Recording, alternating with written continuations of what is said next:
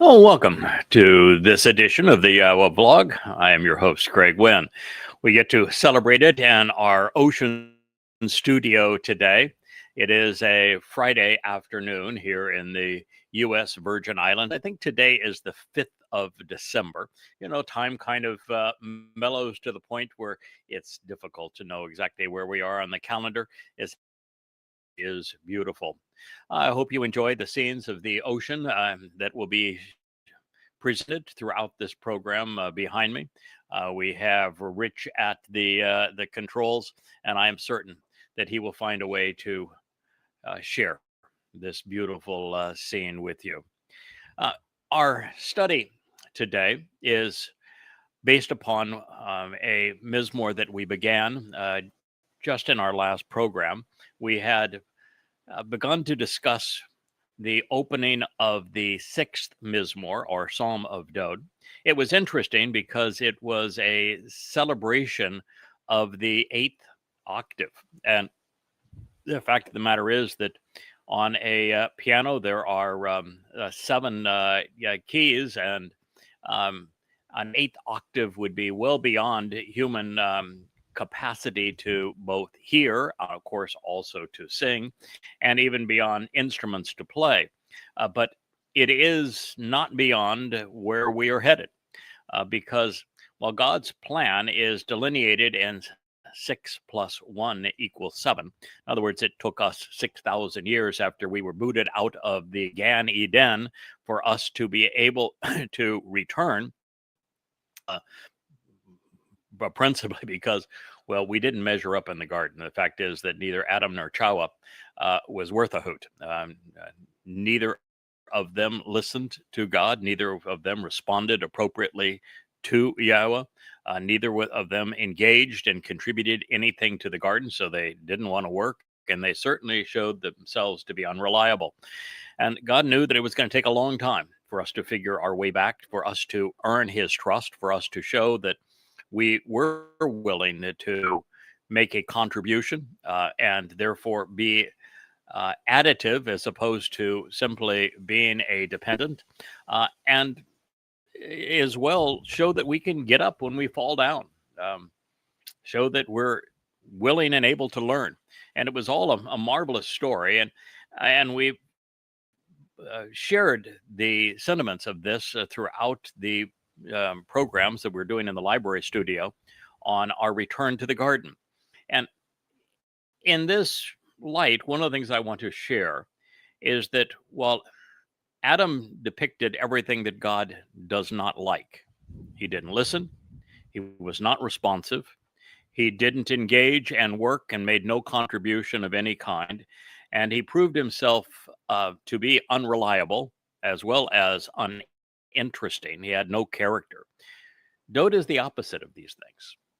Dowd is the man who worked more diligently with YAHOWAH than any other. He is the man that not only drew Israel together as a nation, brought them into Jerusalem as the capital, acquired the Temple Mount, but successfully defended God's people. He wrote between Mizmowr and Mashal, Proverbs and Psalms, 100. He was prolific in terms of his study of the Torah, as well as his literature exclaiming it.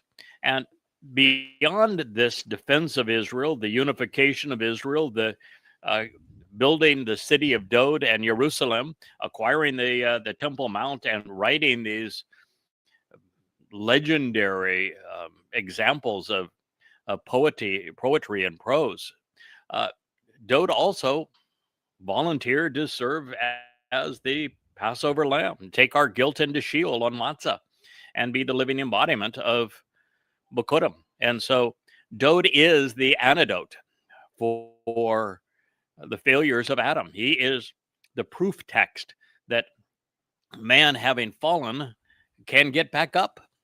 No one was better at stubbing their toe and then figuring out that, well, there is more to do. We need to get back up, dust ourselves off, and go again. And no one was better at this than Dowd.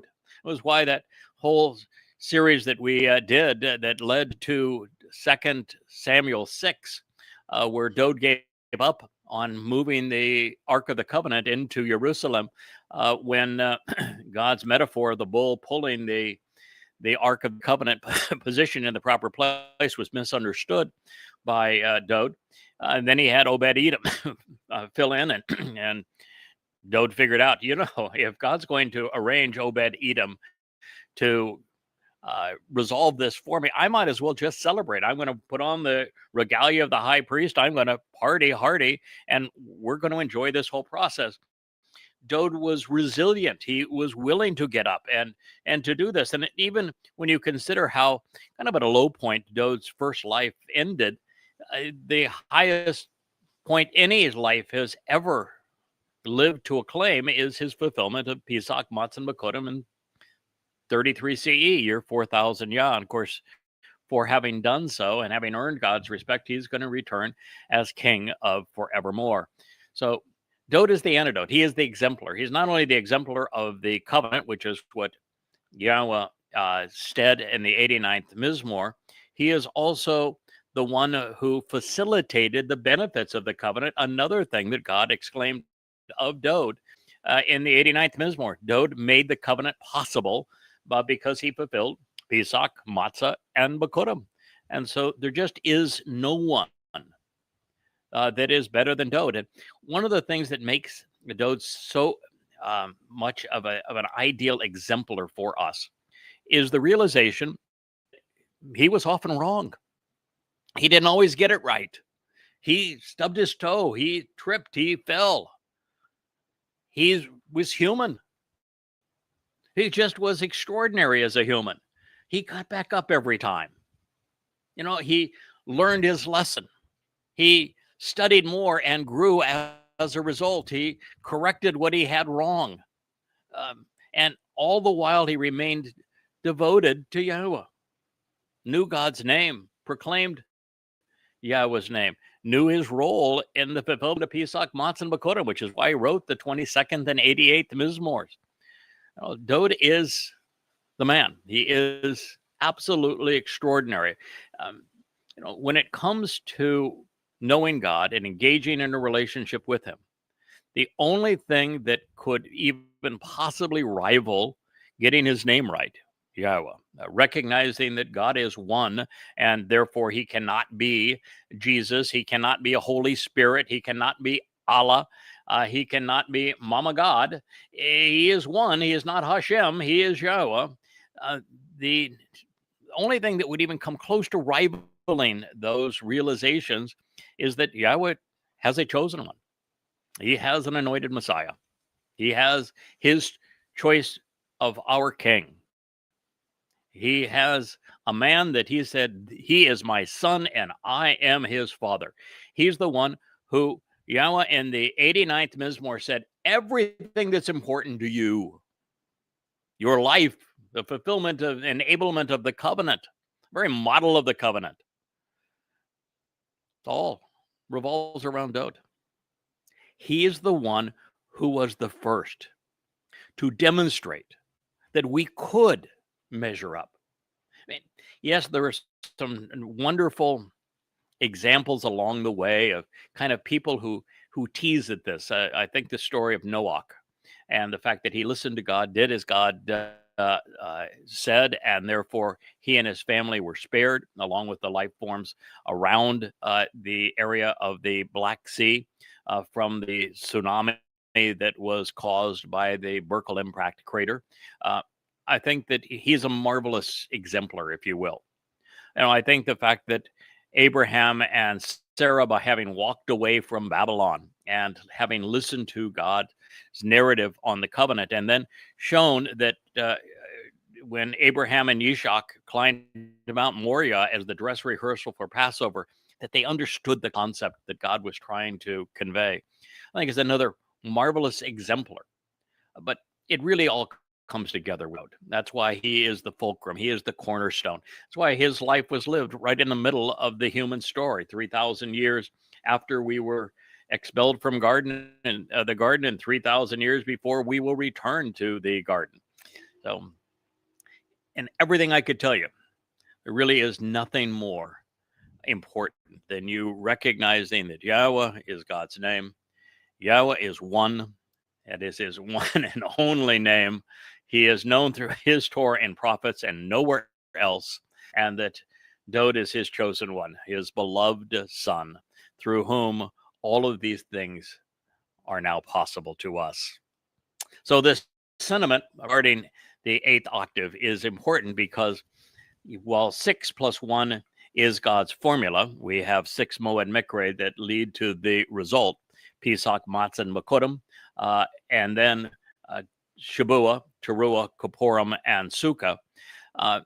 And while that's the cornerstone of the formula that God uses, that's not the end of the story. There is an octave beyond that, the eighth octave, because we will spend year 6,000 to year 7,000 demonstrating that given the opportunity to return to the garden, which God's going to facilitate, and a access to the tree of knowledge, which is the whole purpose of the Towrah, that God's people can be equipped such that they prove themselves worthy of being released from the enclosure, the protective enclosure that's conducive to life of planet Earth, and that we will be free to travel with Yahweh throughout the universe. But for that, we have to prove ourselves interesting. We have to prove that we're willing to listen, to respond, to learn, to grow, to understand, to appreciate who he is and what he has achieved, and to demonstrate we're willing to engage and engage in what matters to him, consistent with everything he has shared. We have 1,000 years to prepare people for that, and it leads us to year 8,000, and that is when this mortal remnant is ultimately going to be given their wings, and we will all be able to be released into the universe to explore every dimension with God, because he will know that he can enjoy our company and that we will grow in his presence and that he can trust us. That's an extraordinary set of circumstances. So the purpose of the Bereth covenant and of the Torah guidance is presented as yakach, as pervasively demonstrated and proven, persuasive in the evidence that God provides for it through Dowd. And it's all through Dowd. He is the centerpiece of this entire story. You know, I was reading today of the, there's this cult of mother goddesses that their entire modus operandi this day, the only thing they've got going for them is to play off my name, to hashtag my name and YadaYahowah, of which, Yahweh has used for the past 24 years and taught, developed, worked through, and offered the benefits of the 35 books at YadaYahowah.com and now the Yahowah blog. And their only thing that they can do, that they do publicly, is to hashtag my name and hashtag YadaYahowah, hashtag even Yahweh, which is the proper pronunciation that I introduced of Yahweh's name, to disparage me, everyone who is associated with me, which would be all of you who are listening, and also Dowd. They have gone full in on disclaiming Dowd as the Messiah, the Son of God, or the Savior who fulfilled Pesach Matsah Bikuwrym. But of course, by saying that, then you invoke the 8th Mizmowr, where Yahweh said, if everything that I have said about Dowd doesn't turn out to be true, then you're calling me a liar. So that is what they're doing to Yahweh. And it's why God has so much negative to say about this cult. But they are now all in on denying Dowd, when Dowd is the antidote for rabbinic Judaism, for Pauline Christianity. And this cult would have you believe that what we are saying is that you can substitute Dowd for Jesus. It's not true at all. In fact, not even remotely. The Christian New Testament is wrong from beginning to end. It is absolute, utter trash. You can't just substitute the name David for Jesus and have something that is credible. It's the purpose of me writing the 5 volumes of Twistianity was to show that the Christian New Testament from beginning to end is absolute rubbish. The point that I have made is that Paul created the myth of Jesus through counterfeit and through identity theft in 52 CE. And the reason that he was able to promote this myth of an Iousu Christou is that it wasn't a complete lie. Complete lies are typically impossible to sell. And so the way that liars prevail is through what YAHOWAH refers to as babble, where you intermix and commingle truth and lies together to deceive so that your lie seems somewhat believable. And in Paul's case, it was known that there was someone who claimed to be the Son of God, someone who claimed to be the Messiah, someone who claimed to be King of Israel, who was in fact crucified on Passover, and who in fact, through his soul, took our guilt into Sheol on Matzah, and that he arrived exactly when he said he would to do exactly what he said he would do, and that was in year 3000 or 4000 Yah, which is 33 CE. And so all of that occurred, and there were many, many prophecies regarding it occurring. So what he did is he claimed that Dowd was dead and buried, so that all of the prophecies regarding all of this and what actually happened in 33 CE had to apply to his mythological Iousu Christou. So he just simply robbed Dowd of his titles and his achievements. And then he went beyond that, of course, in his creation of Iousu Christou, now known as Jesus Christ, because he did more than simply steal Dowd's titles, Son of God and King and Messiah, and his accomplishment being the one who fulfilled Passover by being crucified by the Romans in 33 CE.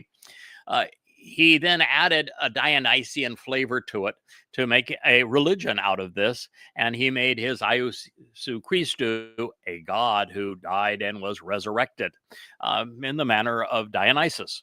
And so he then added, a whole plethora of religious mantra to his gospel, and that was the result. So it seemed plausible to people who were ignorant, the Romans and the Greeks, who were his audience, because they didn't know what the Torah actually said. And unfortunately, those who did, the Jews, they were so into their religious beliefs that they had no room in their lives for YAHOWAH's beloved son Dowd, the return of the Messiah when he said he was going to return, or the actual fulfillment of Pesach Matsah Bikuwrym. They had no interest in it, and so they just passed it by. And since there was no rebuttal, Paul's lie prevailed and became the most popular religion in the world.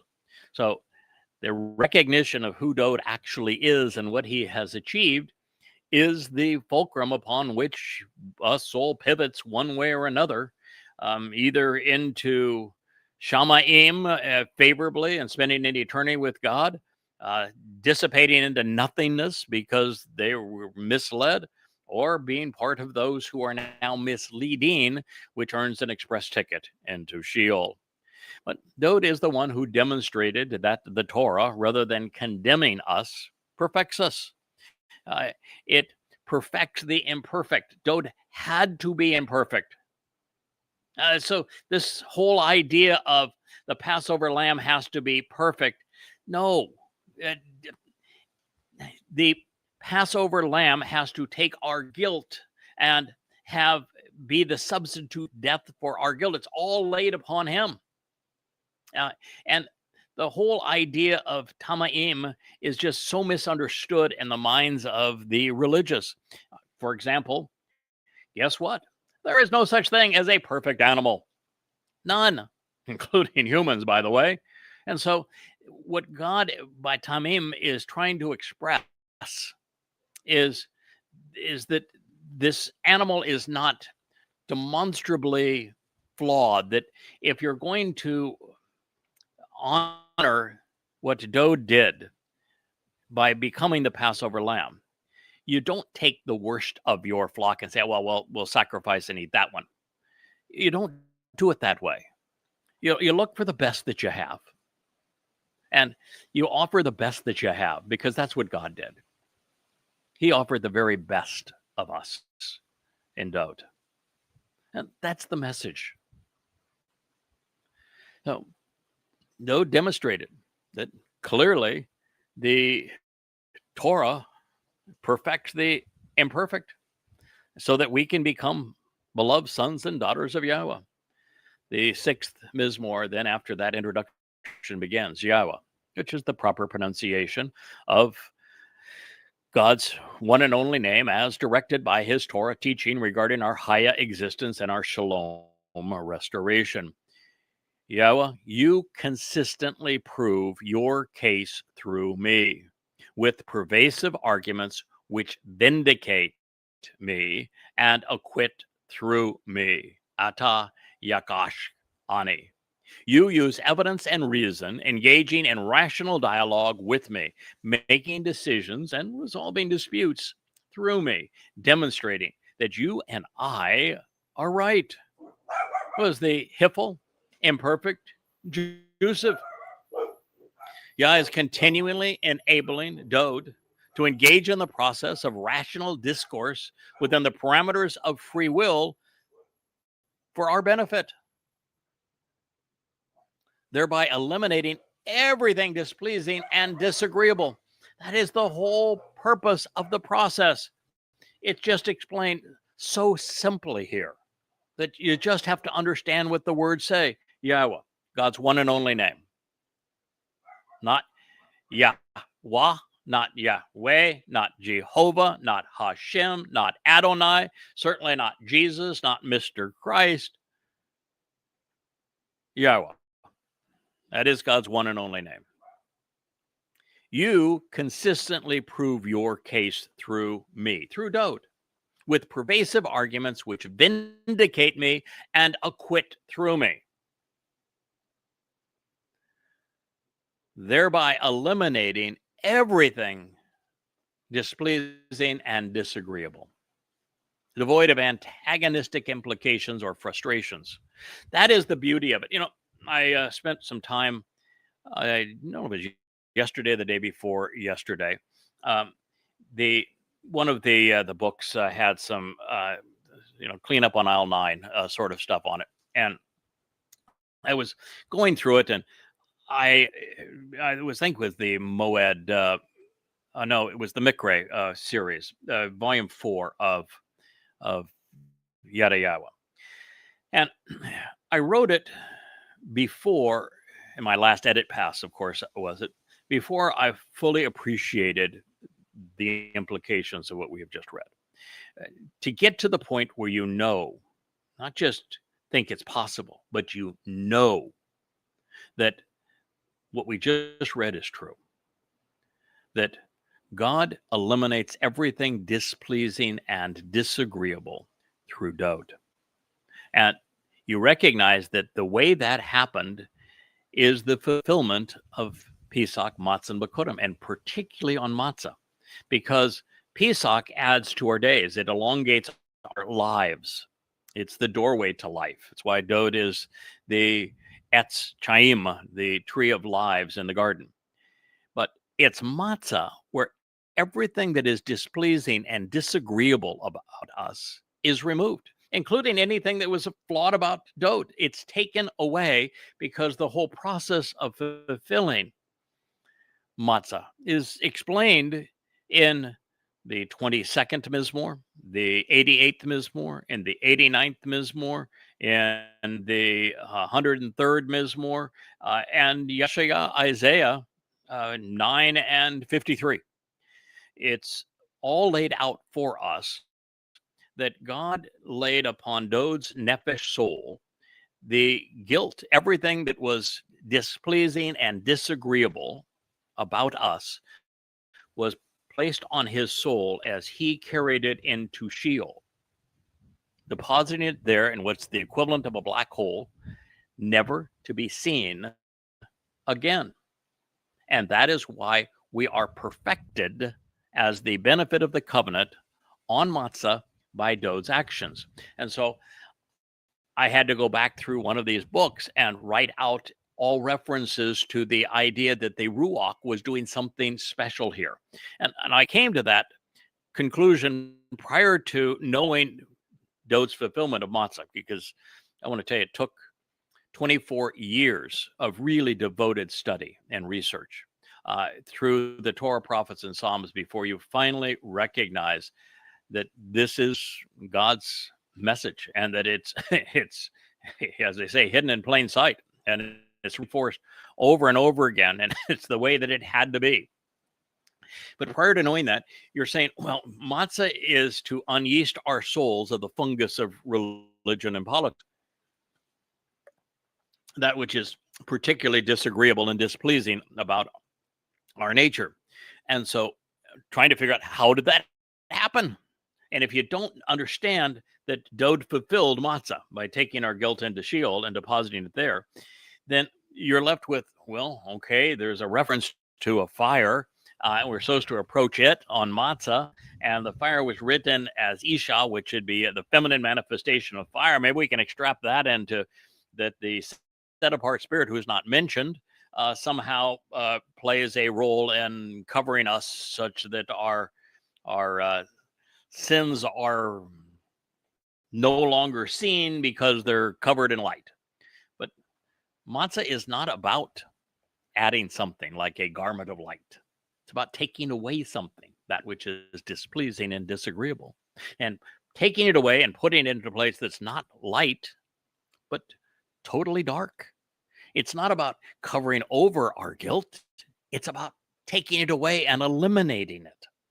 So I had to go back in and make those corrections. I was at least given the opportunity to do so, which I appreciated.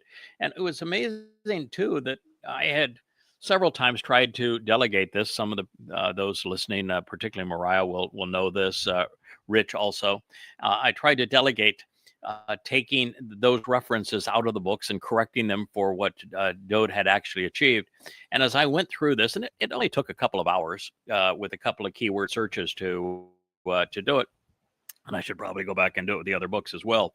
But the realization is I was not only wrong in trying to explain what happened on matzah, now that we know exactly what happened on matzah, but also trying to delegate that to someone else. It's something that I needed to clean up, and did the cleanup, as they say, on, well, that was, again, I guess would be aisle 4, but they'll be on other aisles along the way.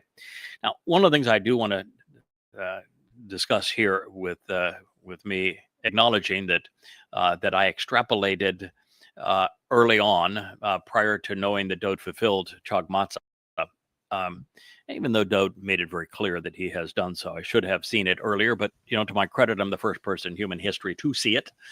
So that part is good. At least first person in the last 2,500 years to be for certain. I'm obviously Dowd saw it, otherwise he wouldn't have volunteered to fulfill it.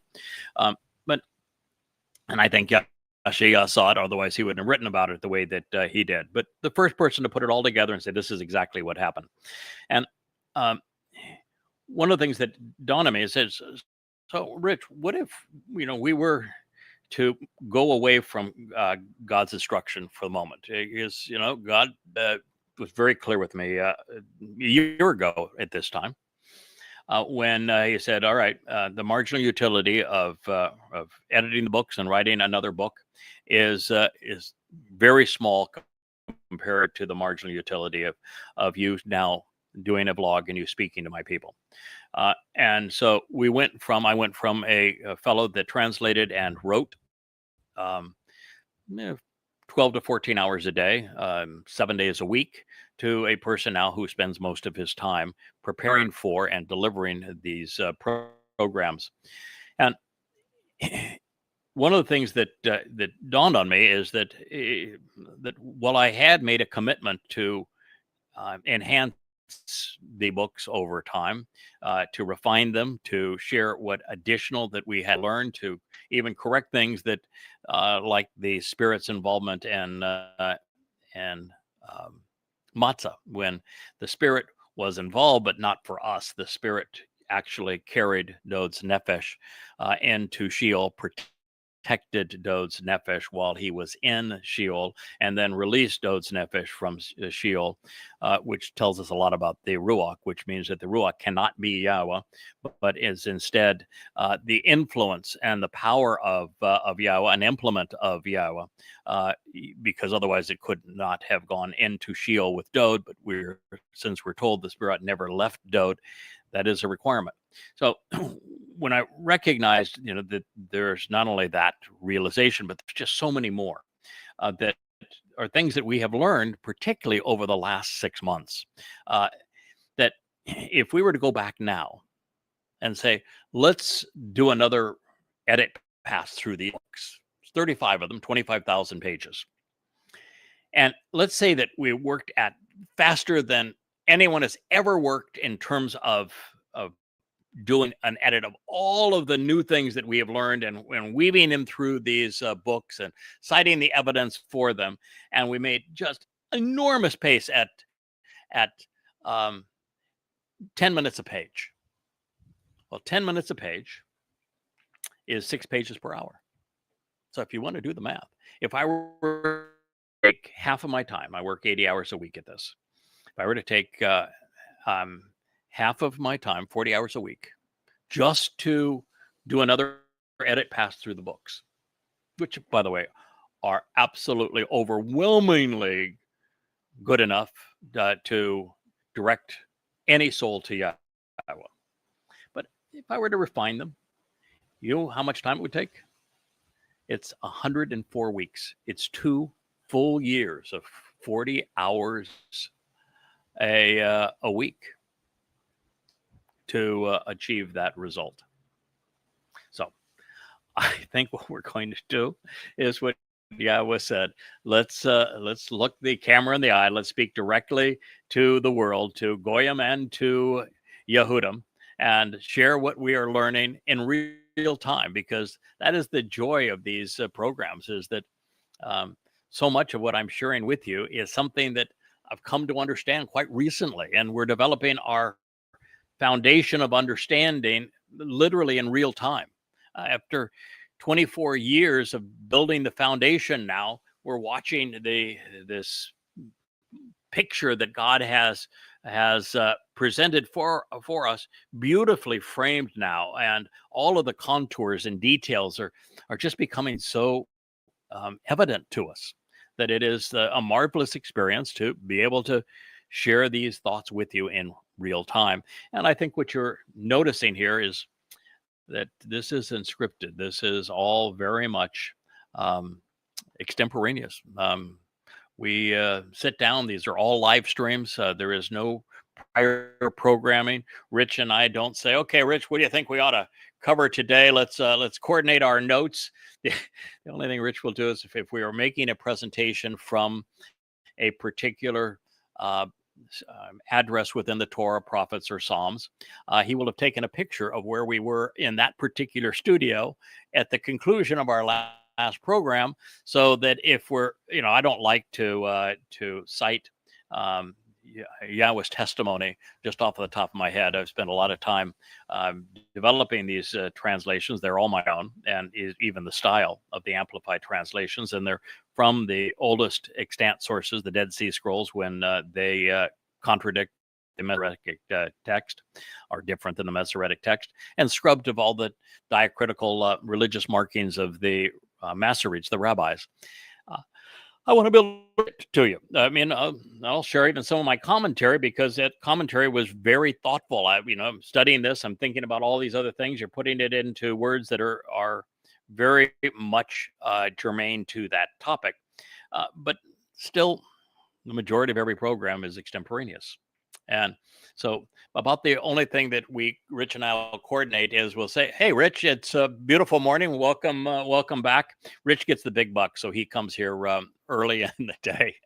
Somebody that accused Rich of of being paid for doing this. Yeah, he is paid, but he is. Yes, yeah, we're all being compensated by YAHOWAH, not monetarily, but in all other ways that that matter.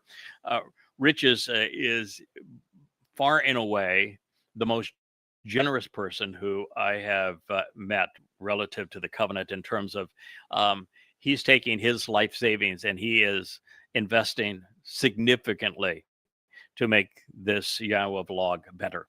So to accuse him otherwise, as someone did this morning, is a real shame. It's interesting, of course, the person that is accusing him of being paid stole $20,000 from my wife and I on false pretenses, and then thanked us for it by trashing us. So yeah, you can take that with a grain of salt if you wish. But you know, we will have a discussion. Say, where do you want to begin today? And we'll look outside and say, you know, it's really a pretty day. Let's do one outside. You say, yeah, it is gorgeous. Let's do one outside. And you know, this evening we'll return to our series on returning to the garden. And so that's the kind of discussion we have on it, and we just go and we trust one another to be ready to present these live streams, which are actually very complicated to produce, and the investment in equipment to do this well is exceptional. So here we have a statement from YAHOWAH that I dearly love, because when it's properly understood and translated, it explains exactly what we've come to understand. I think it is the single greatest discovery in human history. It not only solves the worst crime ever perpetrated by man, that is robbing Dowd of his dignity, of his titles and his achievements to create the myth of Jesus Christ, who never actually existed, and then to rob Jews of their inheritance, which is also part of Christianity. We solved that crime. And at the same time, we have proclaimed the truth about how YAHOWAH and Dowd, father and son, work together to perfect us, to acquit us through their effort together. And that is how the sixth Mizmowr, our psalm, opens. YAHOWAH, God's one and only name, you consistently prove your case through me with pervasive arguments which vindicate me and acquit through me, thereby eliminating everything which is displeasing and disagreeable. I would post that anywhere and stand behind it and say that is one of the most profoundly important truths ever written. Your instructions enable me to be correct. Ata Yashar Ani, your willingness to improve me, to teach me, to guide me, to train me, even to provide discipline for me, make me stronger, strengthening me. Peel, imperfect, Jusive, it's an expression of God's desire to do this through Dowd, imperfect, with ongoing implications. The Peel means that the subject, me, Dowd, has the benefit of what YAHOWAH is achieving through Yatzer. And this is so important for people to appreciate. You see, in the garden, the reason that YAHOWAH caused the fall of man, and it wasn't Eve, Eve didn't even exist. It wasn't Towrah, the actual name of the woman, who caused the fall of man. And it wasn't even man's responsibility for causing the fall of man. YAHOWAH caused the fall of man, made it very clear, used the verb in the fall, and to describe that he caused the fall of man. He did so because Adam was not ready. He was not ready to be of interest to YAHOWAH, was not engaged doing the work that was required to make the universe better, make the garden better then, and the planet better, and then the universe better. He showed no indication he could be trusted. He was a lousy listener. He was not responsive to God. And so everything about Dowd was just a boring and of no value to YAHOWAH. Might as well be looking at a goldfish swimming around in a bowl. And so Dowd is the opposite of that. He's interesting. He is a guy that is willing to work. He wants to be improved. He wants to be taught. And the whole idea of teaching is that, I don't know about you, but I went to kindergarten, then went first grade through sixth grade. We called that grammar school back in the day. And then we had a thing called junior high. I don't think they call that junior high anymore, maybe middle school or whatever they call it now. And then they have upper school. But we had junior high and high school. And then I went to college, and then I got a PhD in and writing 35 dissertations about YAHOWAH, and pushing the threshold of human understanding way beyond where it had ever been before. So, in that process, when I was in kindergarten, first and second grade, we did not do calculus. There were no lessons on algebra in first grade. I did not write essays in kindergarten. I love science, but there was no class on biology or physics in first grade. You start at the basics. Yeah, you lay a foundation. If you're going to teach someone, you have to teach them the basics, and then you learn from that. So you start with language, and then you build on top of layer and layer and layer to the point that you can go from, well, addition and subtraction to multiplication and division to things like geometry, and applying those concepts that you've learned in geometry, and then in algebra, and then algebra to trigonometry, and to calculus, and then into the concepts of probability and statistical analysis. And you build this reservoir of knowledge, which then properly processed can lead to understanding if you're taught the discipline of logic and of reason, of rhetoric, of the skills of debate, and what are fallacies versus what is provable by evidence and reason. And that was my discipline growing up. And then but that was just an academic education. That does not prepare anybody for much of anything. I'm here to tell you, listen, I did my thing. I'm glad I did my thing. But that is not preparation for life. You're still, at that point, you have paid for your education. You have created zip of value. Nothing. You have not made the world one iota better by capitalizing on the education that somebody else has provided for you. In fact, at that point, you're still the parasite.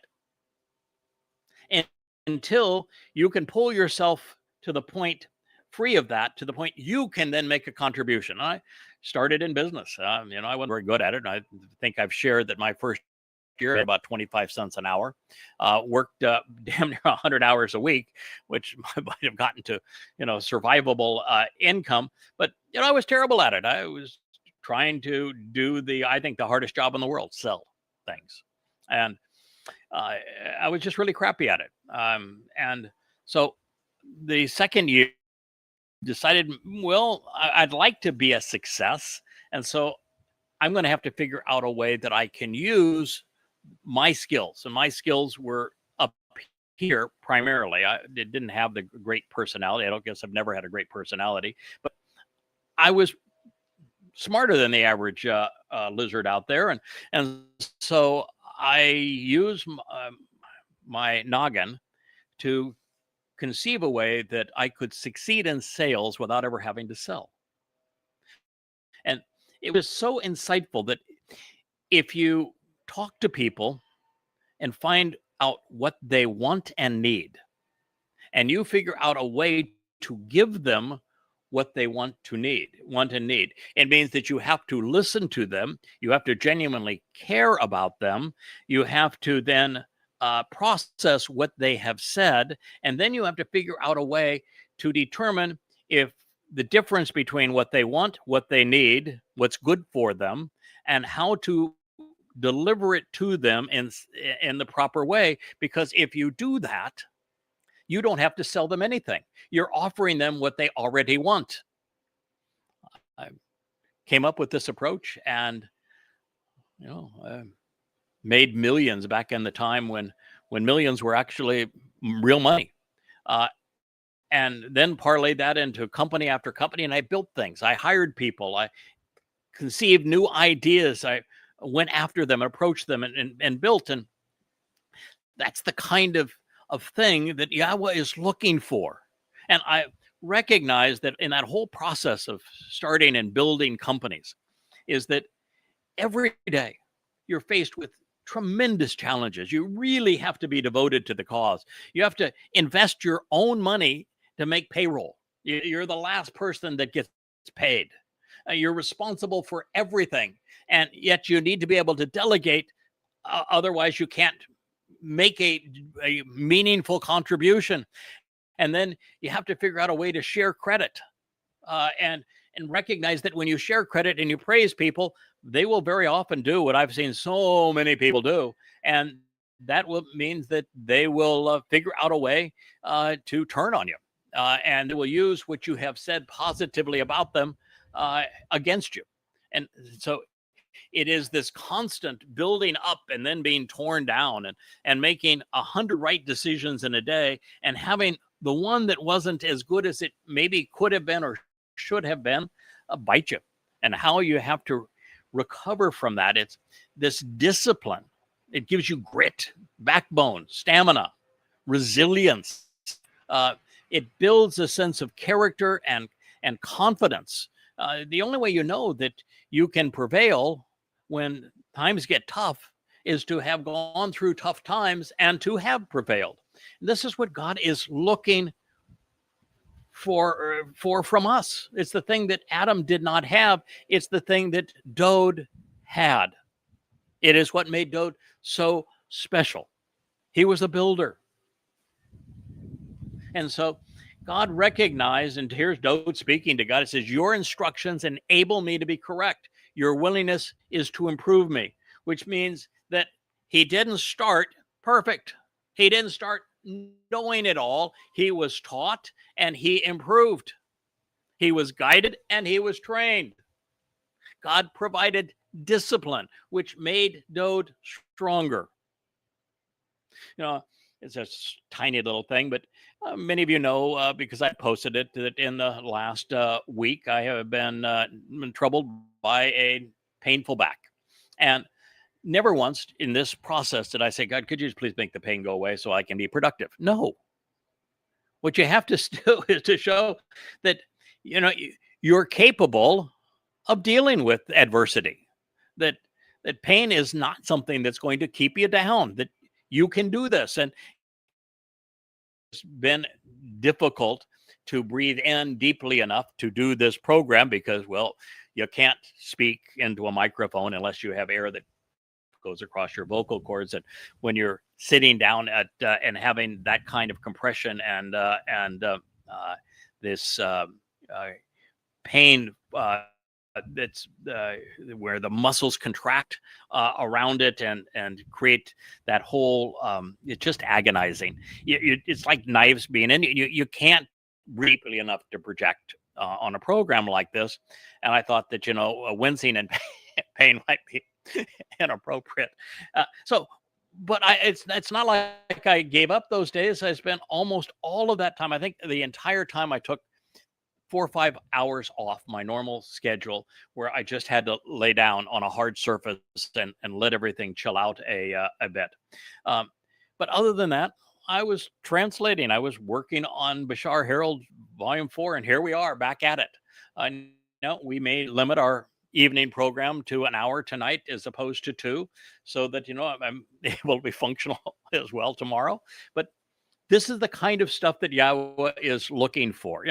When we had this group of former insiders that turned into complete malcontent dunderheads and decided that they would trash everything that they had once supported.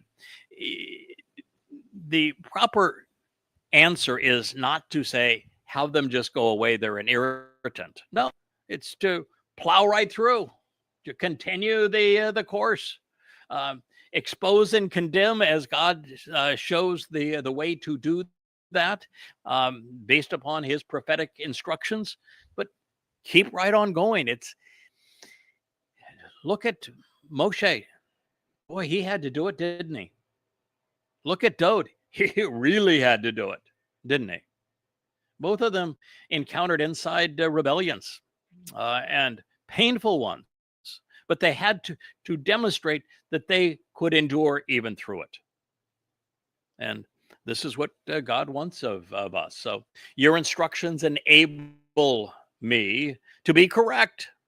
A willingness to improve me, to teach me, to guide me, to train me, to discipline me, to make me stronger.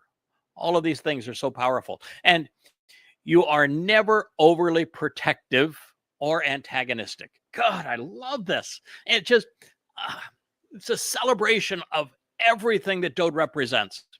It's a celebration of the thing that I did not understand about the garden until quite recently. Yahweh was overprotective in the garden. There was no outside stimuli. Adam had no incentive to work.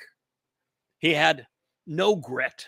He didn't have to overcome any challenge. With all the food he could possibly want, he had this, finally had the company of a lovely woman. He never was cold, never was hot, never was bothered, never stumbled, never fell and had to get up. He was coddled. It was a protective and walled, sheltered garden. And so in that environment, he was never tested. He was never tried. He never failed and had to show some resolve. And he was a deadbeat. He just didn't work. He made no contribution. His primary purpose was to work and to be observant, and he was neither of the two. And so I realized for the first time why God caused the fall of man, because in that garden, he was overly protected, which means man had to be released from the garden. And it took us 6,000 years for us to finally develop the fervor, the passion, the enthusiasm to get it right. Now, that's a bit of an exaggeration. It took us 3,000 years because Dowd did. Dowd did all of these things. It took us another 3,000 years, of course, after Dowd to be able to explain what I'm explaining to you right now. So what God says is you're not overly protective and you're not antagonistic. You're not displeased and all emotionally worked up. You're neither toxic nor venomous. And this is important here. Listen, we know, because Dowd's life is an open book to us, we know that Dowd messed up bunches of times. I mean, bunches of times. And Yahweh only got really frustrated with him a couple of times. One is, Dowd had made some bad choices, and God said, "Well, I'll tell you what, we'll work this through. I'm going to give you three options here." And Dowd chose the worst of the three options, and you could tell that God says, "Come on, man, I want to teach you a lesson here, but this is getting to be painful. You really need to man up here." And this is when the option he should have chosen was to continually be pursued and antagonized, really, by Israel. It's what Moshe ultimately had to man up and endure. It's what I am enduring now. You have to, at some point, be willing to say, "Yeah, bring it on. I trust our relationship to the point that you can bring it on, and we will prevail. I'm not going to quit, no matter how disagreeable this is. I'm going to trust you to get us through it. And I'm going to work with you every moment of the way." And Dowd had his issue. And then one time he sent an extraordinarily good man off to fight a battle that he thought he would die in so that he could take his wife. And Yahweh had a timeout with Dowd for having done so. It wasn't the fact that it was Dowd's eighth wife, or that 18th, if you consider his other sexual partners. 17 was certainly fine with YAHOWAH. 18 would have been fine with YAHOWAH too. Tells you that YAHOWAH's not into monogamy, doesn't it? This one one wife, one husband thing. Yeah, it's not God's thing. Monogamy is not God's thing unless it's unless it's with him. He doesn't share with false gods. But when Dowd did that, there was a timeout, not because it was the 18th in his group of women that he enjoyed their company, but because of the way he went about forming this relationship with her. So these are God saying, I'm going to let you fall. I'm not going to keep you from making mistakes, because it is by making a mistake and recovering from it that you show that you're trustworthy. You heard that correctly?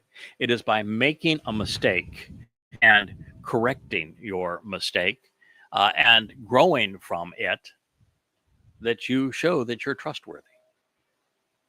Now, that did not mean that when Dowd made a mistake, like, for example, he made when he got mad at God for killing the man-turned-woman. First transgender story is actually in 2 Samuel 6, who interfered with the transport of the Ark of the Covenant and the bull's work to get it to the proper position. When Dowd got all upset with YAHOWAH for having killed the man-turned-woman who interfered in this way, God did not become antagonistic. And he certainly wasn't protective of Dowd in the sense of he allowed Dowd to stew. He allowed Dowd to make the mistake, but he then gave Dowd the time, and he came to Dowd with the answer. And what's interesting is that while the answer is there, which was Obed-Edom is going to, who is the man from Edom, is going to take care of the repositioning of the ark so that you can celebrate as the high priest on Yom Kippurim when you come back. And oh, by the way, the rest of you, after wearing the ephod of the high priest, can be naked, because we are going back to the garden. That is exactly what's going to happen in year 6,000 Yah in 2033. What you don't find is Dowd going back and saying, well, then I need to rewrite my narrative, and I want to rewrite maybe one of my Mizmowr to convey my mistake and then correct it. No. Recognized what was true and moved on. That's something also to keep in mind, and it's also something that guides what we're currently doing, is that Dowd wrote his Mizmowr with what he knew at the time. I am certain that he came to know more the more that he was with YAHOWAH, but it wasn't appropriate to go back and change the others. They were right. They just weren't as completely right as what he would learn over time. This is all part of the process. God cannot be overly protective. He cannot create an environment where we cannot fall. He has to let us fall. It's like every parent. Eventually, you have to let your child stumble. You have to let them experience failure. And then you have to support them in such a way that they understand how important it is to get back up, dust yourself off, and go again, but cognizant of what you learned so that you grow. So this is Mizmowr lyrics to sing Psalm 6:1. Probably gone very close to an hour now, and we've covered one statement. He's got two fingers held up. 2 minutes shy of an hour, and we've done our normal thing. We've almost finished our analysis of Mizmowr Psalm 6:1. Although I did want to share some concluding thoughts with you on it, which is the realization that YAHOWAH helps us become right with him so that he can vindicate us. It serves as a rebuke of religion, because this is the whole process we're going through.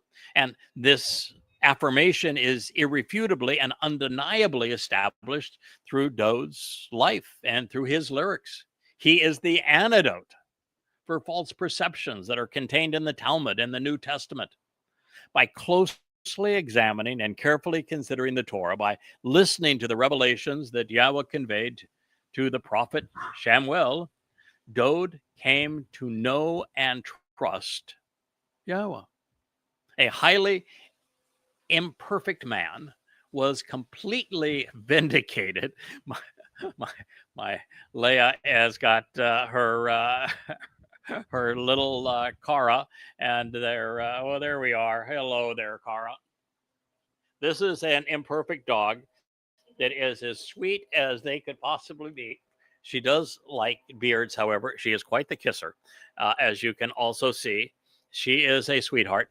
This is Cara. She is a student also of the Towrah because she gets doggy daycare, which means that all three dogs, Asher, yeah, thank you for the ear kisses, Asher, Wookie, and Cara, all get to sit around me for hours each day as we translate and share. And I very often read what I have written out loud because that's really the best way to process it, to come first to own the material, but to hear how it sounds to the ear.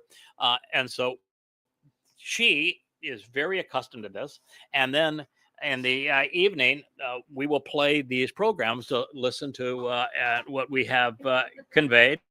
And she is a very good listener. So, Cara, that is all very good thing. No.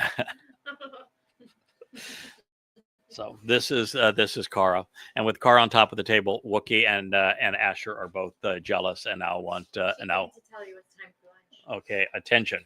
And we have finished our first hour. So as soon as we finish this quick review, we'll be with you. So it's a family program, and this is the way we do it, and it's the way that we're going to continue to do it. And I have been informed by YAHOWAH that my retirement from doing this, and also the team that is working with me, that our retirement will come in 1,008 years from now.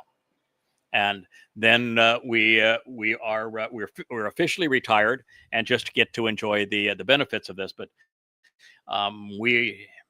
we'll be working for this next 8 years, and then we will work for 1,000 years thereafter as this final remnant is brought back into the garden, and we instill lots of Dowd in them, a sense of work ethic, a sense of a desire to learn and to grow and to be able to fall and get up and make another fresh start, having learned something from the last mistake, to be an imperfect individual who is interesting. In fact, this is one of the things that it's just so obvious to me, is that if we were perfect, let's just say that we want to take the religious concept of perfect, God's perfect, that religious concept of perfect, and we were all perfect. Well, there would be only one paradigm of perfect. That'd be God. And so God's eternity, if we're all going to be perfect, would be to be surrounded by all little me's, many me's. Boring. Oh my God, would that be boring? It's the things that make us interesting are the things like Dowd, where God said, I like this guy. This is my idea of a great guy. He was interesting. He just had so much personality. And so God's not looking for clones. He's looking for interesting. Eternity is a long time. He wants people who he knows he can trust, who he can rely upon, who he can teach, who will listen, who want to grow, who he can share eternity with, and trust that they're going to do the right thing when given the opportunity. And if we make a mistake, we learn from it and go from there. This is what God is looking for. So this whole religious nonsense about perfection is just not understanding the word.